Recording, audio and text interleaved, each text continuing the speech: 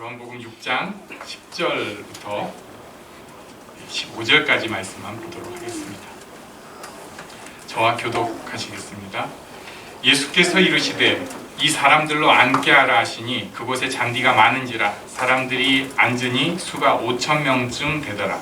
예수께서 떡을 가져 축사하신 후에 앉아있는 자들에게 나눠주시고 물고기도 그렇게 그들의 원대로 주시니라. 그들이 배부른 후에 예수께서 제자들에게 이르시되 남은 조각을 거두고 버리는 것이 없게 하라 하시므로 이에 돈이 보리떡 5개로 먹고 남은 조각을 12개에 줬더라. 그 사람들이 예수께서 행하신 이 표적을 보고 말하되 이는 참으로 세상에 오실 그 선지자라 하더라. 그러므로 예수께서 그들이 와서 자기를 억지로 붙들어 임금으로 삼으려는 줄 아시고 다시 혼자 산으로 떠나가시니라. 아멘. 10절 말씀 다시 한번 읽어볼까요? 10절 시작. 예수께서 이르시되 이 사람들로 앉게 하라 하시니 그곳에 잔디가 많은지라 사람들이 앉으니 수가 5,000명쯤 되더라. 이 사람들로 앉게 하라고 하셨습니다. 3절에서도 예수님께서 사람들한테 앉아라 하고 말씀하신 게 나와요. 제자들과 함께 거기 앉아라는 아니죠. 앉으셨어요. 근데 같은 앉으신 것인데 이게 완전히 다른 얘기입니다. 문화가 달라가지고 우리가 이해가 안 되는데 예수님께서 3절에 앉으신 것은 나 이제 가르친다 이런 뜻이에요. 그러니까 사람들이 산에 올라가 앉으시니 하면 이제 가르치시는구나. 이 본문을 보면서 그렇게 읽어요.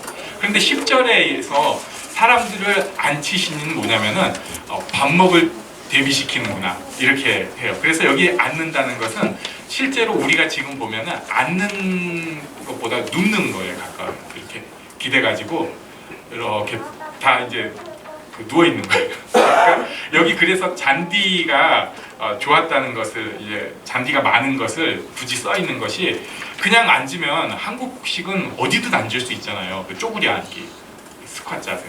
딱 앉아가지고 어디든지 거기서 다 집어먹고 다 할 수가 있는데 이 유대인들 식사는 그렇게 못 먹나 봐요.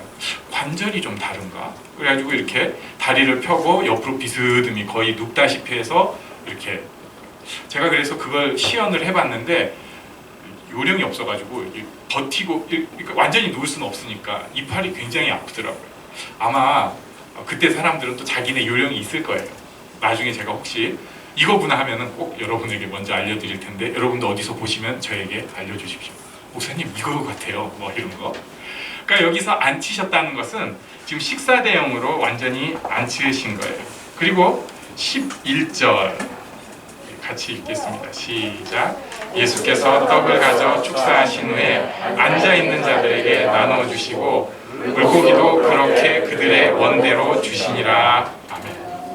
예수께서 떡을 가져서 축사하시고 축복기도 해주시고 앉아있는 사람들한테 나눠주셨어요. 여기에 보면은 앉아있는 사람들한테 직접 나눠주셨다고 요한이 자꾸 강조를 해요. 이게 뭐냐면요, 배급해 준 게 아니에요. 우리가 상식적으로 생각할 때 5,000명 정도가 먹으면 우리도 지금 교회에서 불과 몇십 명 먹는데 당연히 이렇게 줄 서가지고 순서대로 먹는 게 그게 당연하잖아요. 구내 식당에서 앉아있는데 가져다 주는 데는 제가 볼 때 행복의 쉼터 빼고는 못 본 것 같아요. 거의 5,000명이 먹으려면은 이렇게 딱 자 여기 몇 줄로 서주시고 먼저 어린이 먼저 그 다음에 여자분들 그리고 남자분들은 천천히 드십시오. 몸이 안 좋으신 분들은 저희가 가져다 드리겠습니다. 이게 상식적인데 그게 아니고 직접 나눠주신 걸로 자꾸 보여주고 싶어 해요. 이 요한이 줄 서세요, 가져가서 드세요 이게 아니고 식탁에 앉아있는데 요즘식으로 하면 서빙까지 해주시는 것입니다.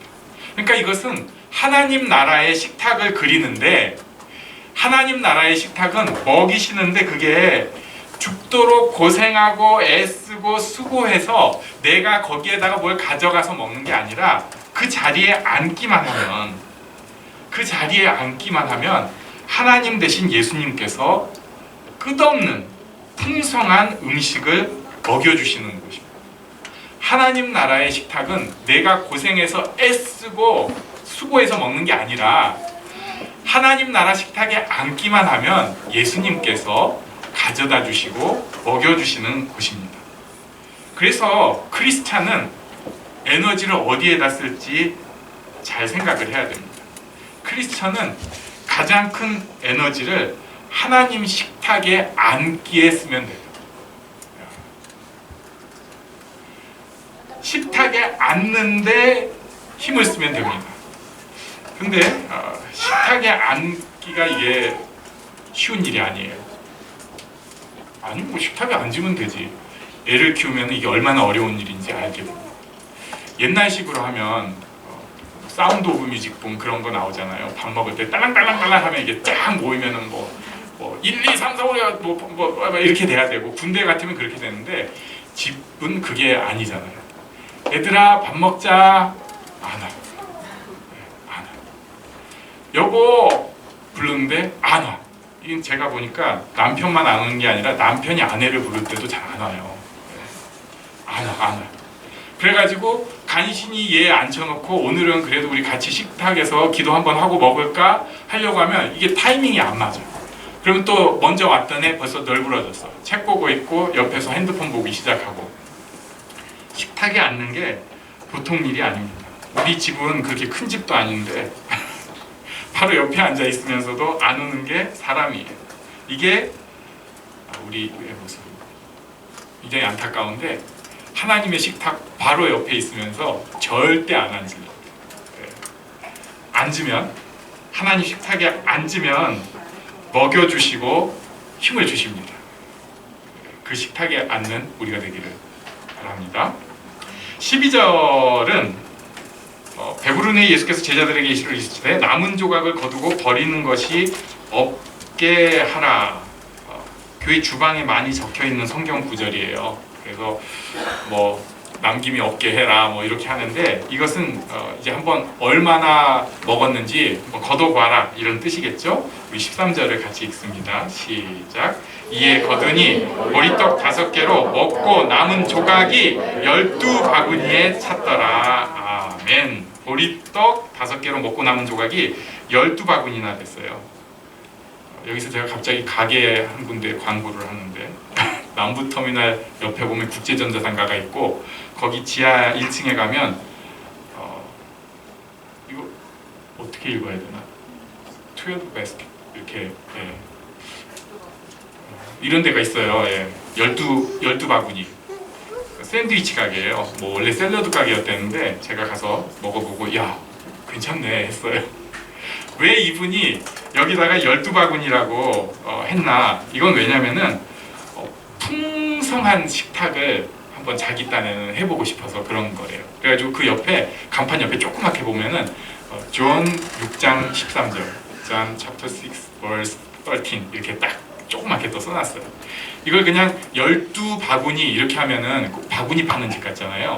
그래가지고 그렇게는 안 하고 있어 보이게 12 basket 이렇게 이제 써놓고 하는 걸 봤어요. 그래갖고 저는 뭐 그 집 딱 2번 가봤는데 근데 무슨 말을 하고 싶은지 알아가지고 괜히 흐뭇해요. 12바구니라고 하면은 풍성한 것을 뜻합니다.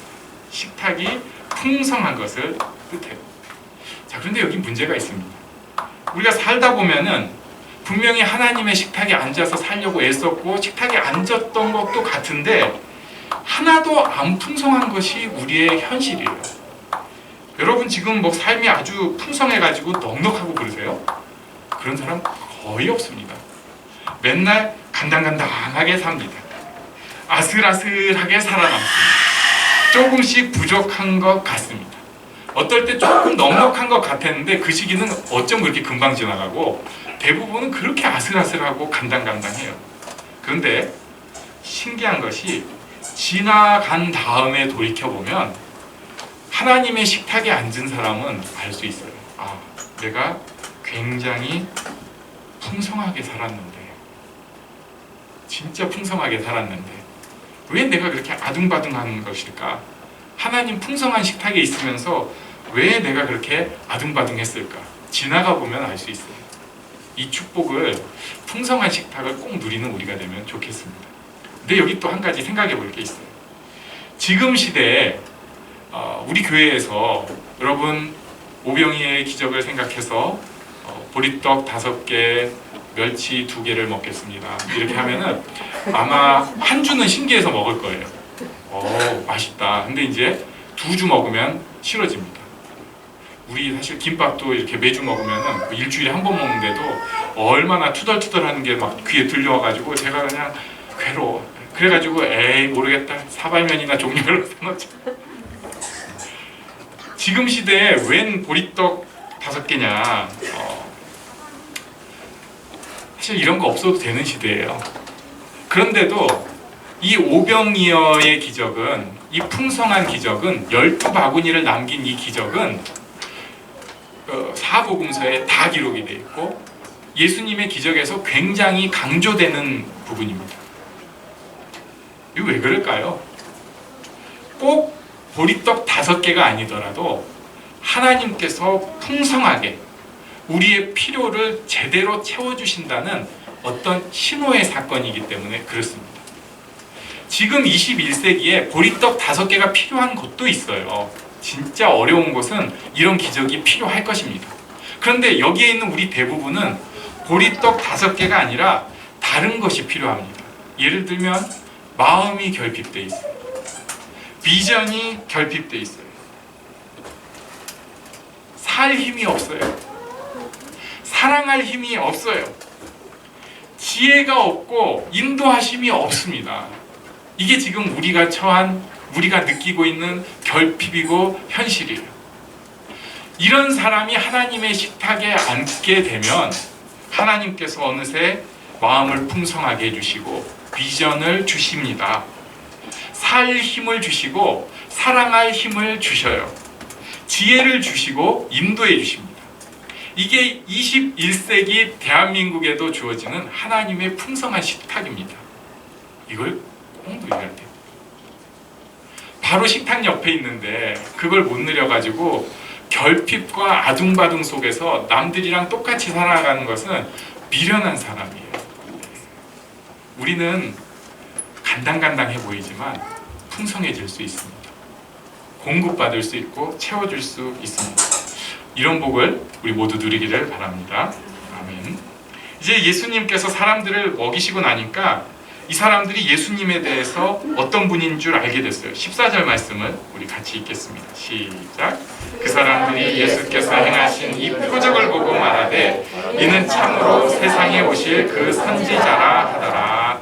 아멘. 여기 보니까 참으로 세상에 오실 그 선지자라 하더라 말씀하고 있는데 이것은 신명기 18장 15절을 봐야지 이해가 됩니다. 모세가 쓴 글이에요. 내 하나님 여호와께서 너희 가운데 내 형제 중에서 너를 위하여 나와 같은 모세와 같은 선지자 하나를 일으키시리니 너희는 그의 말을 들을지니라. 그래서 유대 시대 때 그리스도로 2가지가 표현이 되는데 하나는 선지자, 모세와 같은 선지자, 또 하나는 다윗과 같은 왕입니다. 신명기 18장 15절에 나와 같은 선지자, 모세와 같은 선지자, 즉 그 선지자라는 것은 예수님께서 그리스도라는 것을 이 사람들이 이 놀라운 기적을 통해서 느낀 거예요. 와! 이렇게 풍성한 먹을 것을 주시다니. 이제 다다음 주에 우리 볼 수 있는데 거기 보면 만나랑도 결부되고 뭐 이렇게 됩니다. 그래서 이 사람들이 하려는 행동이 무엇이었냐? 우리 15절을 같이 읽겠습니다. 15절 시작. 그러므로 예수께서 그들이 와서 자기를 억지로 붙들어 임금으로 삼으려는 줄 아시고 다시 혼자 산으로 떠나가시니라. 아멘. 이 사람들 하려고 하는 행동이 붙들어서 왕을 삼으려고 합니다. 예수님이 그러니까 왕될 뻔하신 분이에요. 네. 성경 완전히 다시 쓰일 뻔했어요. 지금 다 와가지고 우리의 왕이 되소서 할 그 상황이에요. 그러니까 예수님이 어떻게 했냐면은 다시 혼자 산으로 떠나가신, 여기서 보면은 꼭 등산 가신 것처럼 묘사가 되어 있는데 3절 보면은 이미 산에 올라와 계세요. 그래서 아마도 산 비탈에서 이렇게 잔디밭이 넓은 곳에서 그 오병이어의 기적이 일어났고 이제 예수님께서 사람들이 자기 잡으러 산 막 하니까 그 산 속으로, 산 높은 곳으로 쭉 올라가 계신 것을 볼 수 있어요. 도망가신 거예요. 왜 그러셨을까? 예수님께서, 전 또 쓸데없는 상상일 수도 있는데, 여기서 못 이기는 척 하면서 왕 역할을 해가지고 어떤 또 새로운 역사를 이루셔도 되지 않았을까요? 너무 이상한가? 혼자서 이상한 생각을 했어요. 그런데 그렇지 않습니다. 예수님은 그냥 유대인의 왕, 떡 주고 그 사람들 해결해 주는 분으로 끝나는 것을 원치 않으셨어요. 진짜 왕, 전 세대를, 전 역사를 통틀어서 그 왕이 되셔야 하는 사명이 있었습니다. 십자가로 완성되는 그 놀라운 사명을 알고 계셨어요. 그리고 오늘날의 우리에게는 저는 이런 신호가 된다고 생각합니다. 우리 마태복음 6장 33절 말씀을 한번 같이 읽어보겠습니다. 시작.